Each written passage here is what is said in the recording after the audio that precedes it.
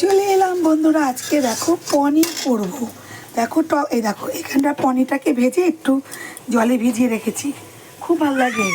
আর এখানে দেখো আমি টক দই দিয়ে, টক দই একটু আদা বাটা জিরে বাটা সব মিলিয়ে আমি টক দই দিয়ে একদম ফোড়ন দিয়ে, জিরে তেজপাতা ফোড়ন দিয়ে বসিয়ে দিলাম। ঠিক আছে, দেখতে দেখো, দেখো কালারটা কত সুন্দর হয়েছে, দেখো খুব সুন্দর কালার। দেখো টক দই দিয়েছি, তাতেও কালারটা ভালো লাগছে, সাদা হয়নি, কি সুন্দর। একটু কাঁচা লঙ্কা বেটে দিয়েছি, আর টক দই দিয়ে করলে না টেস্টটাও খুব ভালো হয়।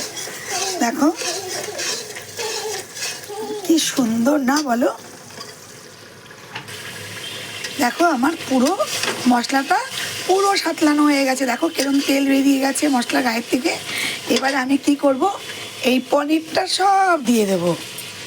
কেমন হলো বলো আমার পনিরের, একদম দই দিয়ে পনির করেছি আমি।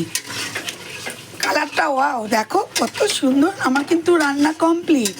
ঠিক আছে, শুভ দুপুর, সবাই ভালো থেকো, সুস্থ থেকো, একদম কমপ্লিট রান্না।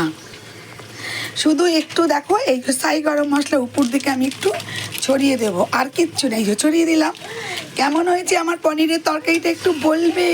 আমার ভাই বোনেরা সবাই ভালো থেকো, সুস্থ থেকো, আর এইভাবে পাশে থেকো আমার।